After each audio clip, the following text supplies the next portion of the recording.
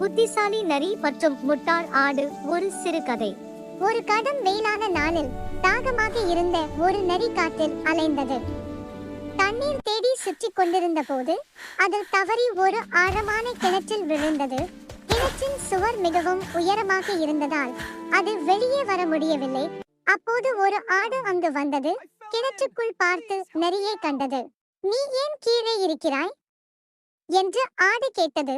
புத்திசாலி நரி உடனே சொன்னது, "இங்குள்ள தண்ணீர் மிகவும் குளிரும் இனிமையும் ஆகும். அதை குடிக்கத்தான் நான் கீழே வந்தேன்." தாகமாக இருந்த ஆடு நரியின் வார்த்தையை நம்பி யோசிக்காமல் கிணற்றுக்குள் குதித்தது. தண்ணீர் குடித்த பிறகு, "இப்போ நாம எப்படி வெளியே வரலாம்?" என்று ஆடு கேட்டது. நரி சிரித்துக் கொண்டு சொன்னது, "நீ உன் பின்கால்களில் நில். நான் உன் முதுகில் ஏறி வெளியே குதிக்கிறேன்.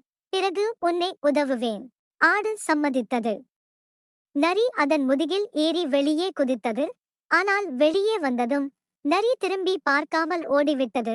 பாவம், ஆடு கிணற்றுக்குள் சிக்கிக் கொண்டது. கதையின் நெறி: யோசித்து செயல்படு, யாரையும் கண்மூடித்தனமாக நம்பாதே.